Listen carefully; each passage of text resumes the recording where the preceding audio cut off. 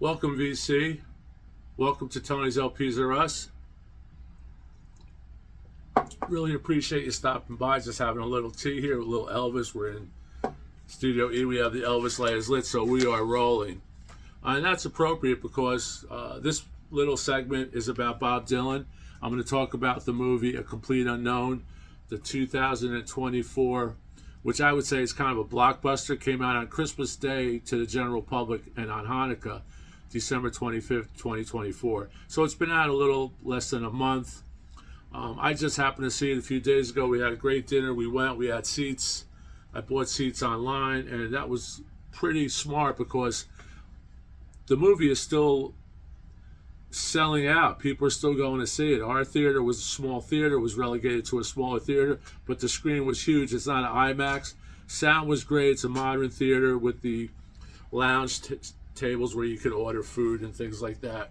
A far cry from 1960, The Village, where this takes place. This movie takes place when Dylan came to New York from Minnesota, I guess, age 19, 1960-ish.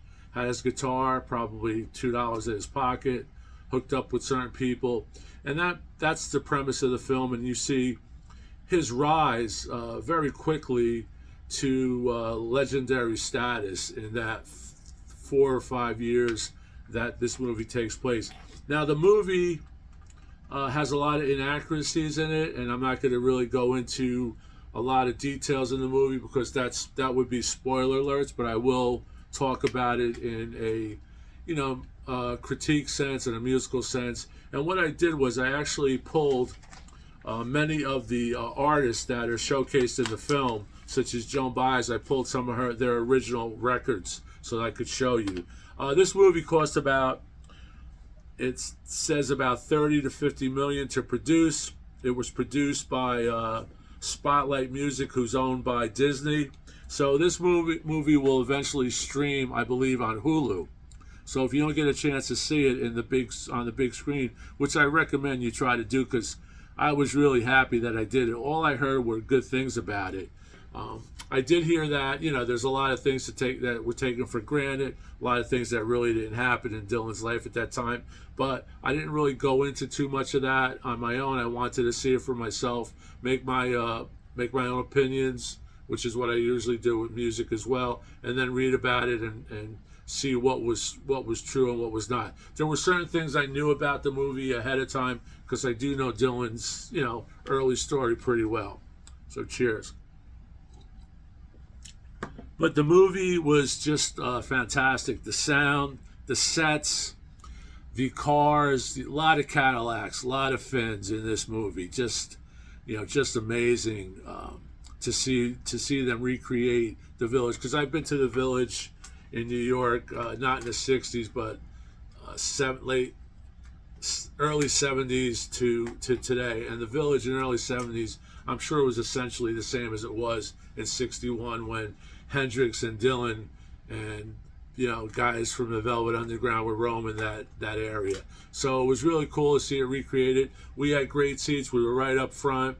Sound was really good. I was mesmerized for the full 2 hours and 21 minutes. I didn't want it to leave.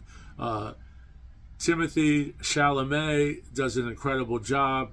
They're calling him a savant. He sang. He looked like Dylan. His mannerisms were like Dylan. Kind of a jerk. Dylan kind of had a chip on his shoulder, but he had a chip on his shoulder because he wanted to play what he wanted to play, and he wanted to be the artist that only he could be. He didn't want to be pigeonholed into that folk thing, and that's what this movie's basically about, because it's based on a book that's called Dylan Goes Electric by Elijah Wald, which was released in 2015. Now, what's interesting about Elijah Wald, he kind of said that the book has nothing to do with this film. He's happy that they actually used the book as an outline. The screenwriters were Manigault, who directed, and I believe it's Jay Cox or Joel Cox co-wrote the screenplay. Now, the screenplay is kind of a mixture of fact and fiction, where if I threw the facts of Dylan into a AI computer or AI system that writes screenplays, this screenplay could have, I think, been written by AI, because we're almost at that point where there were a lot of things that really didn't happen when it was supposed to happen. And you have to remember too, this goes into, dialect between him and Sylvia Russo, who was his first love affair, that first woman that he met in the village. She was the girl who was on one of the second album that he did, which I'm going to show. That was Susie Rotolo, but they changed that name. Joan Baez is in here, but so we don't know these conversations, that actually how they happened. Dylan was there, those girls were there, but that's not stuff you remember.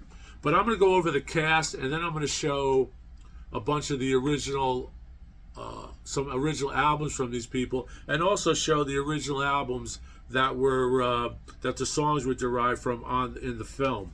And as I do that, I'll just go over the the cast first, and then I'll go into that. Like I said, I'm not going to reveal any spoiler alerts, because that's not fair. Somebody may pop in and I may say something that will spoil it. But again, just a great movie, even though there's some things that were fiction, and we'll go into that. I'll also give you the quote for Mr. Manigault.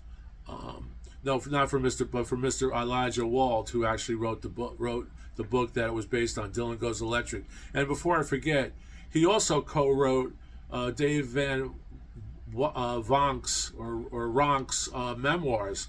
Dave Van Wonk was a person that was in that folk scene area at the time, was played with all those folk singers, played with Dylan. He wrote his memoir, and I believe he passed away, and Elijah kind of took up the mantle and finished it. But the interesting thing was that book, or that memoir, Mayor of McDougal Street, a memoir, and I've been to McDougal Street. The Coen brothers based their, I think it's a 2019 movie called Inside Llewyn Davis, and that's the Blu-ray. I watched this before I went to see the film, not knowing that it was co-written. The book was co-written by the same person who wrote the book that this Dylan movie was based on. Now that's serendipity, right? So that just happened, and I found that out later on. But this is a great movie, and in it there's actually a little bit of Dylan. You'll see Dylan, not Dylan, but a person who's playing Dylan as a little cameo, and it's really cool to see that. Okay, so I'm just going to go over the cast, and then I'll talk about that. Timothy Chalamet, Bob Dylan, just spectacular, a savant, played guitar like Dylan, sang like Dylan, looked like Dylan, acted like a jerk like Dylan.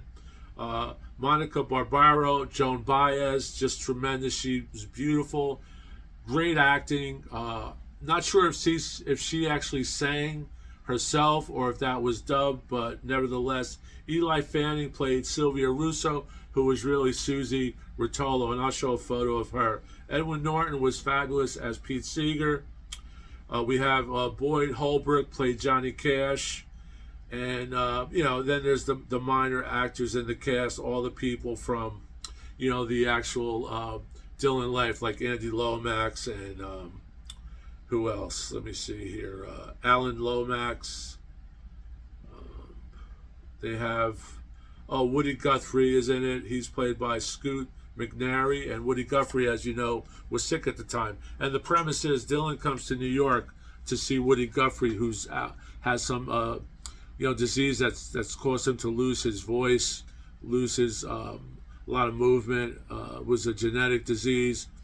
Thank God Arlo Guthrie, his son, did not have that disease, because it affected Woody later on in life, mid 50s or 40s. And behind me is a book by my good friend Hank Ranicky, who wrote Rising Sun, an Arlo Guthrie memoir with commentary by Arlo Guthrie, and he picks up a big chunk of Arlo's life in this book, and it's a scholarly book. So if you get a chance, check that out. And Arlo is a good friend of Hank's, And like I said, Arlo does commentary in the book, and Hank just did a great job. So since this is tied in, I wanted to give my pal a shout out there. So thanks, Hank. And Hank is a Bob Dylan aficionado. He actually told me a lot of what I'm going to talk about here, as far as what was true and not true. In a way, I'm going to talk about. Like I said, I don't want to spoil anything. So, but this is what Elijah Wald said. He's the writer of the book Dylan Goes Electric, 2015. The film has virtually nothing in it from my book. There are hundreds of moments in the film that did not happen. The film is fictitious. But he goes on to say that he loved it, he enjoyed it, and he doesn't have a problem with it. So that was just funny. If you really want to see the true Dylan in this period, check out this documentary. Remember, this isn't a documentary. It's a movie like the Ray Charles movie, like any movie about a star, like the Elvis movie, has a lot of things that are taken for granted. By the way, Manigault, who directed A Complete Unknown, also directed Walk the Line, the Johnny Cash film. And when I was watching that, I was thinking this movie has a lot of similarities as far as the way it was shot on stage with June Carter and Johnny Cash, when I was watching the scenes of Dylan performing with Joan Baez on stage at a few different concerts, a few different coffee houses in the village, and then later on at the Newport Folk Festival, I should say. So here's that movie. This is Scorsese at his best. This is a double DVD. It's in 5.1. Highly recommend it. No Direction Home, The Ultimate Rock and Roll Odyssey, directed by Martin Scorsese. This is an electrifying account of an unprecedented life, and it's 2 discs. And sometimes you can't open these things; they're all different. But it's 2 discs, and they look like little records, so that's pretty cool, right? It's our vinyl channel, and which was really cool because there's things in here that are in the movie, but this is the real thing, and what's in the movie was, faithfully recreated. And like I said, Timothy does an unbelievable job, and so does the girl, Miss Barbaro, who plays Joan Baez. So let me see what else I have here to say before I show the records. There's also an episode in there where Pete Seeger's TV show is called The Rainbow Quest, and in it, Bob Dylan appears, but Bob Dylan in real life never appeared on that show. And they show a blues band that Bob Dylan comes on with, and that blues band, it was Jesse Moffetti, who is a fictional character. But what's really cool about it, and this guy, to me, this blues band did a few songs with Dylan, because Dylan came on the show. And by the way, Rainbow Quest is a national treasure. It's actually on YouTube. I saw episode 39, which features Johnny Cash and June Carter. It's about an hour, 50 minutes, in black and white, CinemaScope, I believe, or whatever that is when they film. Might not CinemaScope, but whatever, when they film off a TV screen, and then it's on, it's digitalized and you have it. So someone uploaded a lot of these Pete Seeger TV shows onto YouTube, and this was 65 to 66. And Dylan was never on it, but on it, in the episode of the movie, was a Jesse Moffetti, and he played with Dylan. And Jesse Moffetti is Big Bill Morganfield, who was the son of the great Muddy Waters. So, for me, that was one of the coolest things. Also in the film, we have people portraying Al Kooper, Tom Wilson, who is the great producer who produced the first few albums and went on to produce Velvet Underground, Frank Zappa. Al Kooper actually, I'll show his records. He actually produced, I think, 3 or 4 of the first Leonard Skinner records. And he said they were the most magnificent live band he'd ever seen. He goes, they could play live with the chemistry, and if they did the song twice, they would do it exactly the same way. They were that good, and Skinner was great. The original Skinner was just great. Al Kooper, by the way, in the film and in real life, played the Hammond organ on the 1965 song Like a Rolling Stone. He went on to form Blood, Sweat, and Tears. I have some of his records I'm going to show.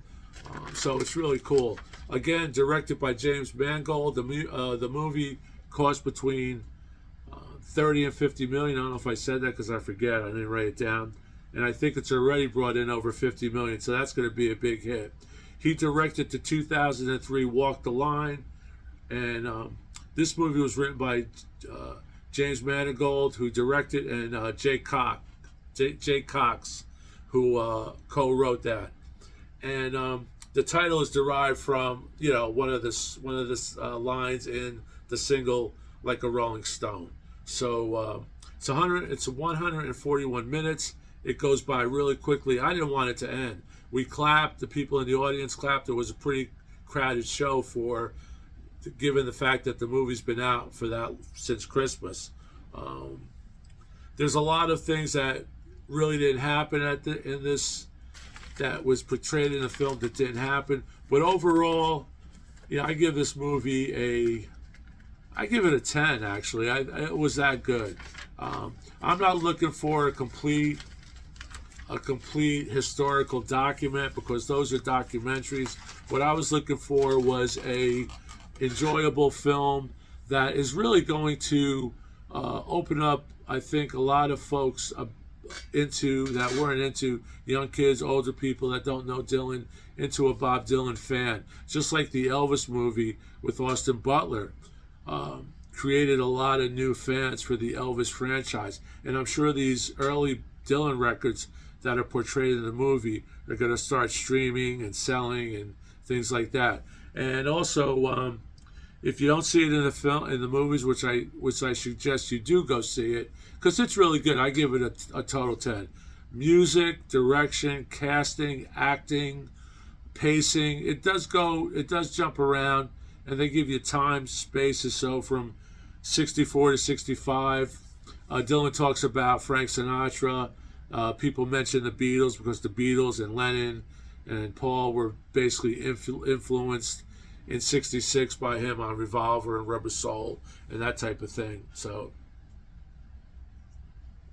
but go see it in the movies if you can. If not, I believe Hulu will stream it, because Hulu is owned by Disney, and Disney financed this movie because they own Spotlight Pictures. They produced it, so makes sense that Hulu's probably going to get it first, and then of course the Blu-ray, DVD, or Blu-ray or 4K. But I'm definitely going to get this Blu-ray. Hopefully there's commentary, because I love commentary behind the scenes and things like that. But the film is fiction. It's fiction. It's not a documentary. So if you go in there thinking everything you see happened that way, it's not true. And how can we get into these conversations, that Dylan had with Joan Baez or Susie Rotolo or Al Cooper or things like that? Now, the cool thing about Al Cooper is Tom Wilson, who's in the film, he was a producer. He was at Columbia Records, and Dylan was there to do his band. He had his guys come in, and I think Tom Wilson invited Al Cooper to watch. Al Cooper wanted to sit in, but they already had a guitar player, which was Paul Butterfield, and I'm going to show some of his records. I didn't think I mentioned him in the cast.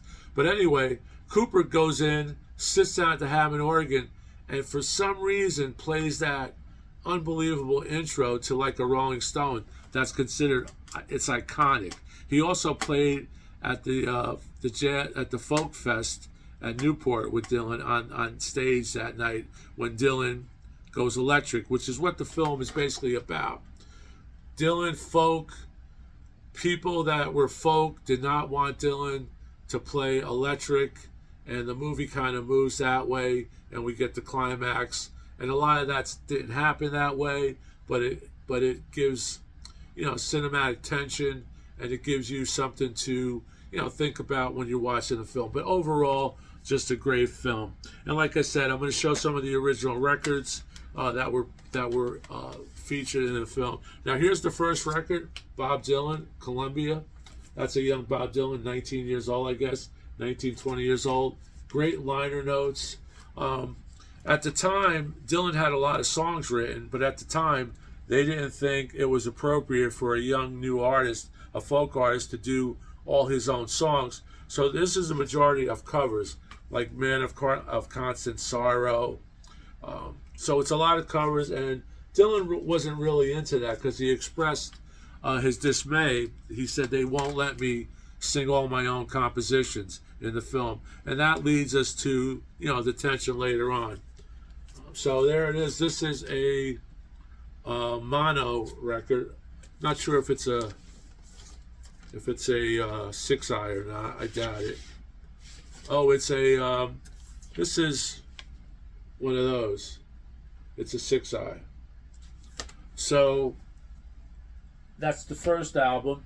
This is the one where he got to do a lot of his own songs. This is the second album, the Freewheeling Bob Dylan. And on that is the girl who in the movie is called Sylvia Russo, or Sylvie Russo. She's great acting. It shows you how Dylan met. They didn't really meet that way. He didn't meet Joan Baez in that regard. He didn't meet the people in his band. Johnny Cash is in it. I don't think he met Johnny Cash that way, but like I said, it's there. It's done well. It's well paced, and you're gonna love it. So that's Susie Rotolo. Here's a 2-eye original, my 2-eye. This is a stereo 2-eye. I have a lot of early Dylan. Here's a great one. Here's an import that is treasured by me. This is I believe, a French import. And it has, these are the songs, I just give you the songs. Blowing in the Wind, Girl from the North Country, which he later did with Johnny Cash on Johnny Cash's show. Master of War, because at that point, I believe President Kennedy was shot. Or the Bay of Pigs, it was the Bay of Pigs. Kennedy was shot later. Down the Highway, Bob Dylan's Blues, A Hard Rain's Gonna Fall, Don't Think Twice, It's Alright, Bob Dylan's Dream, Oxford Town, Taking World War III Blues, Karina, which is arranged, it's adapted by Dylan. That's not his song. Honey, Just One More Chance, I Shall Be Free. All Dylan songs. So I'll show you the sleeve. I know people out there. This has the flimsy import sleeve, but that's it. CBS, a orange CBS from France, made in France. This is a prized possession. Everybody I know wants it, can't have it yet, but eventually it will go to my sons and grandsons. So there you have it, right there. Next up we have Highway 61 Revisited, and that's where Al Cooper comes in, Paul Butterfield. That's when Dylan basically goes electric in a way. And this is a 2-eye. This is a 2-eye stereo. And there's a lot of songs featured in this film. There's actually a website that has the songs listed as they appear in the film. And, right to the end, it's in sequence. And it's really cool to see that. The soundtrack is coming out, I believe, on the 25th of January. I saw a copy that was orange vinyl or red vinyl. Here's another 61 Revisited. This is a mono. I don't believe this is a 2-eye, but beautiful record. There's Bobby.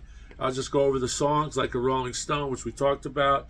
Tombstone Blues, produced by Tom Wilson. It Takes a Lot to Laugh, It Takes a Train to Cry, from a Buick 8, from a Buick 6. Ballad of a Thin Man. Queen Jane, Approximately. Highway 61 Revisited, Just Like Tom Thunn's Blues. Desolation Row. You have Bob Dylan, harmonica, guitar, piano, and police car. Michael Bloomfield, guitar. Alan Cooper was Al Cooper, organ and piano. Paul Griffith, guitar, piano, and organ. Bobby Craig, drums, great drumming. Harvey Goldstein, bass. Charlie McCoy, guitar. Frank Owens, piano. Paul Skavickas, bass. And here you have really weird liner notes by Bob, if you ever get a chance. Like I suspect, all these records will be selling again. They're all available. They're all repressed. They're repressed in mono. They're repressed in stereo. So whatever you fancy, I would go for the monos.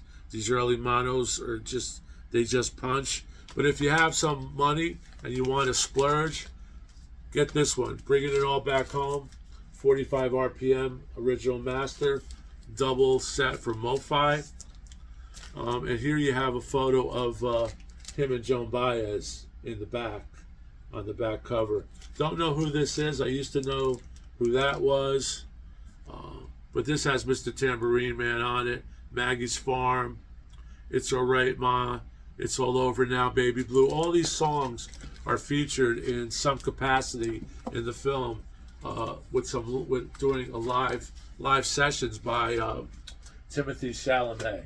He does a great job. Here's another copy, an original.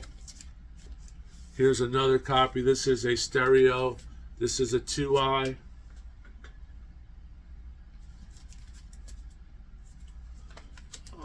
And then I'm going to show some of the co-stars of the film musically, people that were instrumental in Dylan's legacy and started out with him in the Village. But I'm just going to jump around. Here we have a great record which I suggest you look for. It's called Bob Dylan Traveling Through, featuring Johnny Cash. The Bootleg Series, Volume 15, 67 to 69. Johnny Cash was instrumental in this film. Johnny Cash was kind of the guy who pushed him into doing his own thing. And Dylan was steadfast. When Dylan was steadfast to go not just play folk music, play what he wanted to play and write the songs he wanted to write, but the folk people around the Village and around the folk fest did not want that. And that's what the movie basically arrives in. But this is a double record. This takes outtakes and things from the Johnny Cash show that Bob Dylan was on. Has a booklet. It's a double record with a booklet. So just want to show that because I played that before I went to see the movie because I knew Johnny Cash was prominent. And I remember when I was watching an interview by Roseanne Cash, who I think married Dave Edmunds from the Rock Pile, but she said that they were big Dylan fans. They weren't really Johnny Cash fans, and they were overjoyed when Dad said Dylan's going to be on his TV show because he loved Dylan. Dylan, of course, looked up to Johnny Cash. And in that movie, there's a lot of cool things that go on between Johnny Cash, and Johnny Cash has played great. So it's kind of it all wraps up together. Here's the Butterfield Blues Band, Paul Butterfield, who was a great guitar player from Chicago, friend of Dylan, friend of Al Cooper. They did things together. Here's an Al Cooper record called New York City, You're a Woman, Al Cooper. This is a gatefold. This is, let me see who produced this. I don't really have that. Ken Scott, I think, was instrumental in this record, so maybe Ken Scott engineered it. That would be cool. Rita Coolidge is on here. Carol Kay, Sneaky Pete. Sneaky Pete plays slide.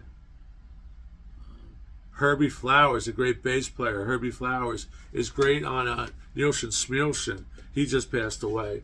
So Al Cooper. Al Cooper was also with, I believe, he did the sessions with Stephen Stills and Bloomfield. And Al Cooper was one of the originators that formed Blood, Sweat, and Tears. Here's the Al Cooper sessions with Shuggy Otis. That's on Columbia. Has a price tag on it, $2. I bought this used. And here's the Super Sessions. Great record with Stephen Stills, Al Cooper, and Mike Bloomfield. Highly recommend it. This has been repressed. This is a Columbia. I think I might have an original. There's the Columbia label. but Al Cooper Super Sessions. Here I'm going to show a Pete Seeger. I didn't pull my Pete Seegers, but I did pull Pete Seeger and Arlo. And just to remind you, check out that book if you can. If you don't want to buy it, get a copy from the library, because it's just great. And it's not an easy read. It's very highly technical in a way. There's so much detail in that book. And like I said, there's commentary again by Arlo. So you get to see Arlo's impressions of what Hank is writing about. Hank's a great writer. This has Don't Think Twice on it as well. This is a live album. I believe this was Carnegie Hall, I'm thinking. There's the gatefold. And then I'm going to show Muddy Waters records, because Muddy Waters' son actually played Jesse. That was on the Rainbow Quest show that Pete Seeger did, but he did not appear. That's fictional. Dylan did not appear. That's fictional. But they wanted to somehow get Dylan involved with the blues man, and they did a little jam together, and it's fabulous. And here I pulled out this CD. This is at the Newport Blues Fest, 1960. Muddy Waters and his band. This is in stereo. This is tremendous. I don't have this on record, but the CD is like powerful. Here's a record store day. Muddy Waters at Woodstock. Really cool. Never got to see Muddy Waters. Seen Bob a few times. Seen Joan Baez. Don't know if I've seen Al Cooper. Forget if I saw Blood, Sweat, and Tears. But Joan Baez was a love of his. A lot of those songs that he wrote for Blood on the Tracks probably had to do with his relationships with Joan Baez, with other girlfriends, Susie Rotolo, I'm sure. But this is a great Joan Baez record. This is one of her first. This has on it a few Dylan tracks. Farewell, Angelina, Bob Dylan. Daddy, You've Been on My Mind, Bob Dylan. It's All Over Now, Baby Blue, which is featured in the film. And then she goes on to do A Hard Rain's Gonna Fall. So Joan Baez is still going strong today. Here's the label. I think this is Vanguard. Beautiful Vanguard.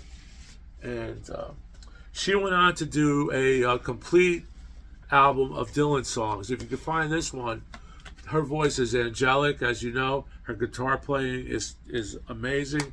This is called Any Day Now. It's a double record, and it's all Dylan. Joan Baez, it's all Dylan. This is a celebration of Bob Dylan songs sung by Joan Baez. Someone wrote that on the back, whoever designed it. This has it's cool too, because the songs, the sides aren't over long. There's 4 or 5 songs on a side. Sad-Eyed Lady of the Lowlands is 11 minutes. Tears of Rage, I Pity the Poor Immigrant, Love -0, No Limit, North Country Blues, Drifter's Escape, The Walls of Redwood, Dear Landlord, I Shall Be Released, Walking Down the... So some obscure Dylan songs that you normally don't hear, done by other people. So this is a must. And then I have a record, I just pulled a early Johnny Cash record, where Johnny Cash portrayed here is almost exactly the look he had in this movie, because he's a rocker, although he's country. Cash has no genre as far as I'm concerned. So this is Blood, Sweat, and Tears. Again, Al Cooper, right? Blood, Sweat, and Tears, Johnny Cash. But this record I wanted to pull out because this is a later Joan Baez. But on here she does songs about her broken loves and heartbreak, just like Dylan did in Tangled Up in Blue. Because here she does A Simple Twist of Fate, Bob Dylan. But the song on here I want you to listen to on YouTube is Diamonds and Rust. And she talks about her relationship with Bob and their breakup and their on and off again relationship, because they toured together. They were hanging out for a long time. So check that out on YouTube or stream it. If you don't pick this record up, not a lot of money. It doesn't have a, I don't have a inner sleeve that has lyrics. Maybe it came with that. I'm not sure, but that's it. That's on A&M. And this album is actually not discussed, but you'll see it somewhere.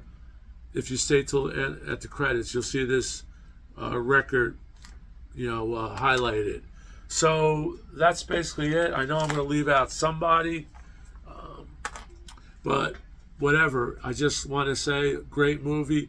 Go see it. Hopefully you'll get to see it before it gets pulled, and you will get to see it probably on Hulu in, I guess, a few months, the way things go. So thanks a lot. More fiction than fact, and that's okay, because we're going to be entertained, and you're still going to learn a lot about Dylan, because the things that happened in this movie happened. They may have not happened at that exact time or that exact way, but it's all the thread. And like I said, if you threw all this stuff into an AI and you said, write a script about Bob Dylan's early life in the Village from 19 to 24, whatever it was, you might get this script. So there you have it. Thanks a lot. Keep rocking. And if you haven't subbed, please consider it. It really, really, really helps us out. So, and again, if you want to see, after you see this movie, you want to see the real deal, the real Dylan, the things that happened as they happened. Dylan was filmed. No Direction Home has all the clips put together by the great Martin Scorsese. There you go. Cheers.